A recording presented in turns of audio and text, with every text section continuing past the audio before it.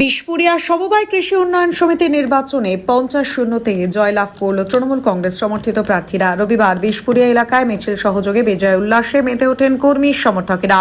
পরবর্তীতে কিভাবে সমিতির উন্নয়নমূলক কাজ এগিয়ে নিয়ে যাওয়া যাবে সেই সব বিষয়গুলি নিয়েও জেলা এবং রাজ্য নেতৃত্বকে সাথে নিয়ে আলোচনা সারলেন নির্বাচনী জয়ী প্রার্থীরা। অন্যদিকে এই নির্বাচন প্রক্রিয়ায় 16টি আসনে বিরোধী শিবির বিজেপি সমর্থিত প্রার্থীরা মনোনয়ন জমা করলেও বাকি 34টি আসনে তারা মনোনয়ন জমা করতে পারেনি শাসক তৃণমূলের বাধাতে বলে দাবি বিজেপির। যদিও বিজেপির তোলা সমস্ত অভিযোগ অস্বীকার করেছে তৃণমূল নেতৃত্ব।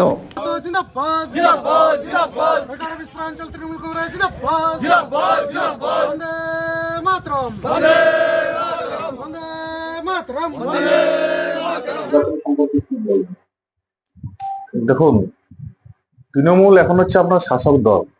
তাদের রাজনৈতিক ক্ষমতা বা টাকার যে ক্ষমতা, তাদের ক্ষমতা এখন বিশাল। আমাদেরকে যে নমিনেশনের যে নোটিফিকেশন দিয়েছিল তাতে আমার দেখা গেছে যে দুদিন আপনার ফর্ম ফিল আপ হয়েছে, আপনার একদিন জমা একদিন উইথড্রল।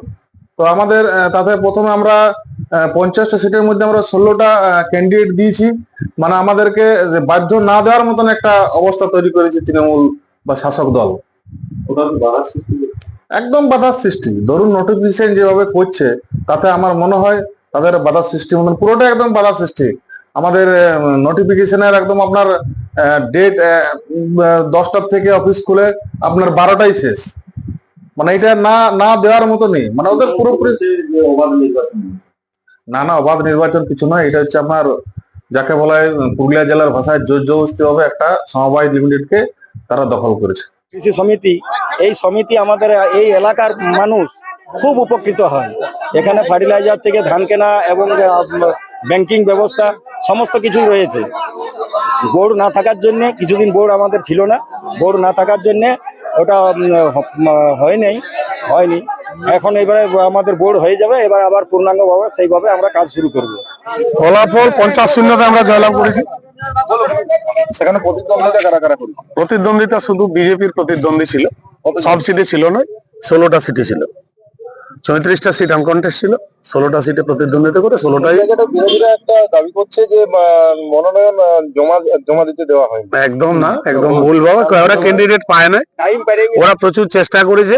আজকে বিশেষ করে আমাদের এই বিশপুরিয়া যে কৃষি সমবায় সমিতি নির্বাচন ছিল, নির্বাচন অনেকদিন ধরেই চলছে। আজকে তার পূর্ণাঙ্গ সব আসনে আজকে ফলাফল বেরিয়েছে এবং সেখানে দেখা যাচ্ছে যে 50টি যে আসন, সেখানে প্রথমেই 34টাতে বিনা প্রতিদ্বন্দ্বিতায় আমরা জয়লাভ করেছিলাম এবং যে 16টি আসন আজকে ভোট হয়েছে সেই 16টি আসনেও মানুষ আমাদের সমর্থন করেছে এবং সেখানে মামাটি মানুষের প্রার্থী যারা ছিলেন, মমতা বন্দ্যোপাধ্যায়ের প্রার্থী যারা ছিলেন, তারা জয়লাভ করেছেন।